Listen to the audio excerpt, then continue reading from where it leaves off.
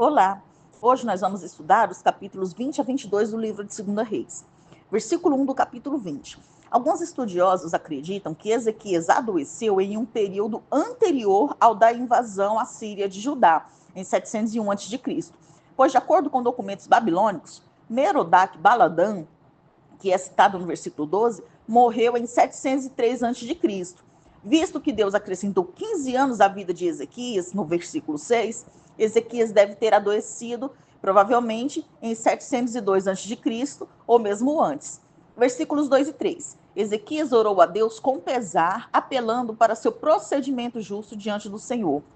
Versículos 4 a 6. Por causa de sua compaixão, Deus acrescentou 15 anos à vida de Ezequias.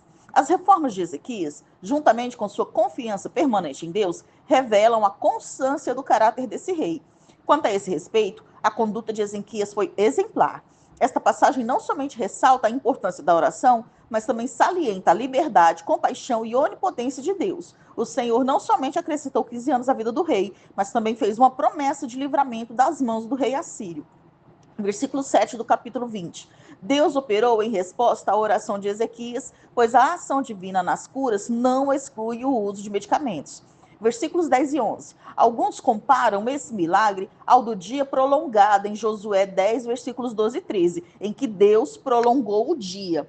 Assim, o retrocesso da sombra agora contrabalançaria com a extensão do tempo que aconteceu lá em Josué. Outros dizem que a sombra apenas retrocedeu devido à ação milagrosa do relógio. Não se sabe exatamente como a sombra recuou 10 graus no relógio de sol. O que está claro é que assim aconteceu, mediante a palavra poderosa de Deus, como um sinal profético a Ezequias de que Deus ouvira a sua oração e visto as suas lágrimas e que o Senhor o curaria.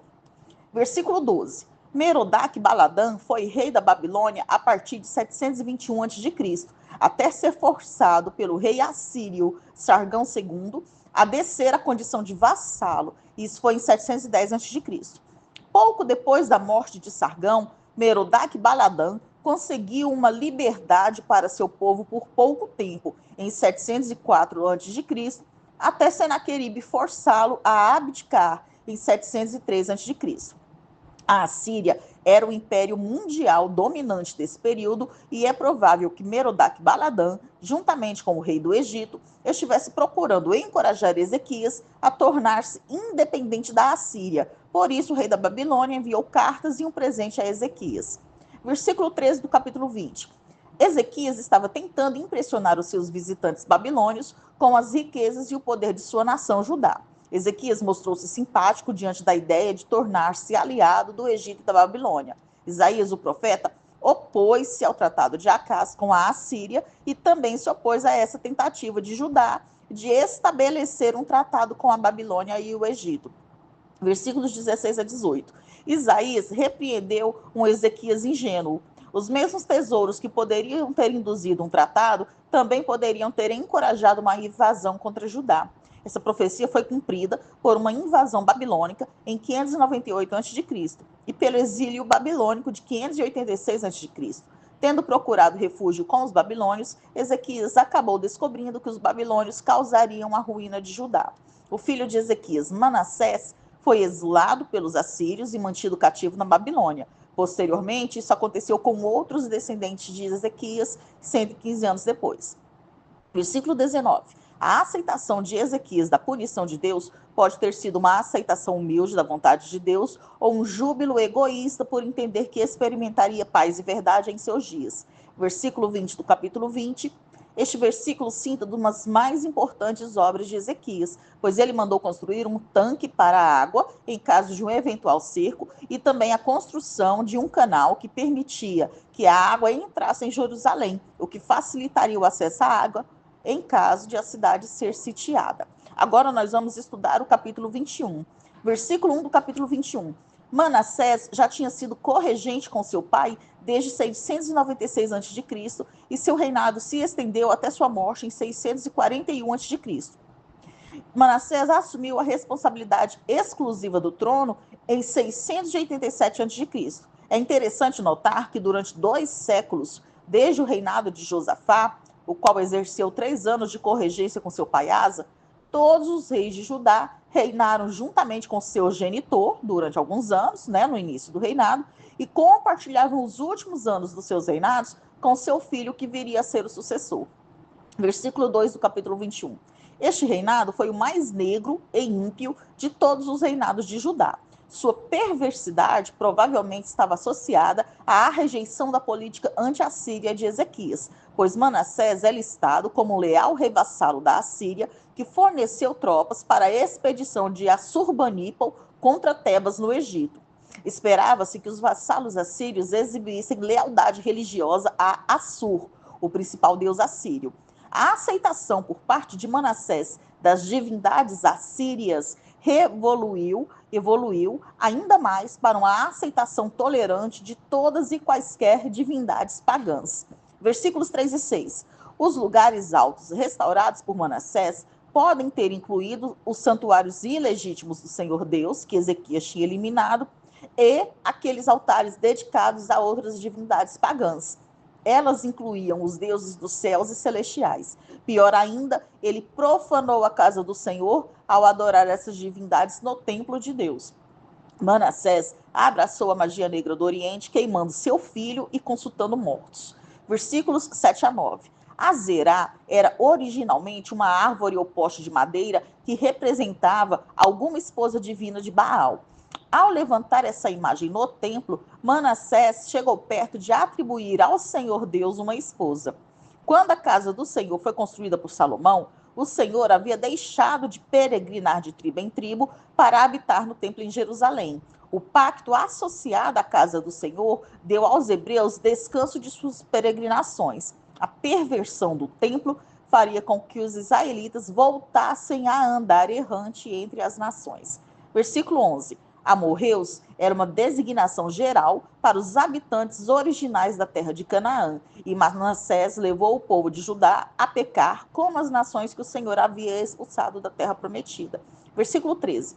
O cordel e o prumo são instrumentos usados pelo construtor e simbolizavam o juízo de Deus sobre uma sociedade corrompida. A mesma medida de justiça divina que levou destruição à casa de Acabe e à nação de Israel também seria aplicada a Judá. Versículo 14. Terminara o tempo para a paciência e a tolerância. Jerusalém e Judá não seriam derrotadas por um povo superior ou por um Deus superior. Pelo contrário, o Senhor Deus estava abandonando o que sobrara das 12 tribos originais, o remanescente, a seus inimigos, como um castigo. Estava em vista o exílio de Judá na Babilônia, que ocorreu em 586 a.C. Versículo 15. Após ser libertado o seu povo da servidão no Egito, Deus estabeleceu uma aliança com Israel no Monte Sinai. Embora tanto Deus quanto Israel tenham feito promessas mútuas nessa aliança, somente Deus permaneceu fiel. A história de Israel foi caracterizada por constante rebelião. Versículo 16. A expressão derramou muitíssimo sangue inocente refere-se à opressão e à perseguição contra os fracos. A Bíblia não fornece dado específico a esse respeito. Versículo 18. Manassés foi sepultado no jardim de sua casa, e não na cidade de Davi, como os reis anteriores. Versículos 19 a 22. Amon reinou 2 anos, ou seja, entre 642 a 640 a.C. É possível que Amon, tal como fora Manassés antes dele, tenha sido um vassalo da Assíria. Manassés deu sinais evidentes de querer... Amon deu sinais evidentes de querer continuar o reinado opressivo e idólatra de seu pai. Versículos 23 e 24. Amon foi assassinado por seus próprios servos, provavelmente vítima de uma luta interna entre os partidos pró-Assíria e anti-Assíria. O povo da terra emergiu como um grupo que manteve lealdade à dinastia de Davi. Versículo 26 do capítulo 21. Amon, assim como seu pai, foi enterrado em um jardim e não na cidade de Davi, como os reis anteriores. Agora nós vamos estudar o capítulo 22. Versículos 1 a 2 do capítulo 22. Josias reinou 31 anos, de 640 a 609 a.C., e seus atos estiveram de acordo com o mandato da aliança. O escritor de 2 Reis escreveu os mais altos elogios a Josias. Versículos 3 a 7 do capítulo 22. Quando Josias tinha 26 anos de idade, ele impulsionou a reconstrução da casa do Senhor. Durante o reinado de Josias, o Império Assírio esteve em estado de declínio. Josias, diferentemente de Manassés, afirmou a independência de Judá da Assíria. Josias foi capaz de obter controle de pelo menos uma parte do antigo reino do norte. A última reforma do templo foi no reinado de Ezequias, 65 anos antes de Josias. Por isso, o templo necessitava de reparo de seus estragos. Versículos 8 e 10. A 10. Sendo, na realidade, um rolo, é provável que esse documento fosse uma cópia de Deuteronômio. Assim, as reformas que Josias provavelmente iniciara seguiram Deuteronômio. Porém, admite-se que, por muitos anos, qualquer leitura de um livro que condenasse os pecados nacionais seria punida com pena de morte. Então, era possível que a lei de Moisés, todo o Pentateuco, viesse sendo secretamente escondida no templo. Versículo 11. O rei rasgou suas vestes em sinal de aflição quando viu a decisiva condenação à idolatria. Versículo 12. Aicão, filho de Safã, era o pai de Gedalias, que mais tarde foi nomeado governador de Judá por Nabucodonosor. Versículo 13. Assim como Josias tinha buscado a Deus aos 16 anos e tinha impulsionado a reconstrução do templo, agora ele estava igualmente disposto a dar atenção a essa mensagem de pecado, culpa e julgamento. Ele reconheceu que tinha provocado a ira do Senhor e, a exemplo de vários outros reis antes dele, em uma situação perigosa, pediu para consultar um profeta ou profetisa. Versículo 14. É provável que Uda fosse uma profetisa da corte real, que era consultada quanto a questões de Estado e morava na Cidade Baixa, provavelmente um bairro recentemente desenvolvido na colina ocidental de Jerusalém. Versículos 15 a 17. A mensagem da profetisa era que os pecados da nação foram julgados por Deus e que aconteceria como estava escrito no livro da lei. Versículos 18 a 20, do capítulo 22, Josias agradou a Deus porque se humilhara perante o Senhor. Assim lhe foi assegurado que a destruição viria só depois de sua morte. Nós terminamos aqui o estudo dos capítulos 20 a 22 do livro de 2 Reis.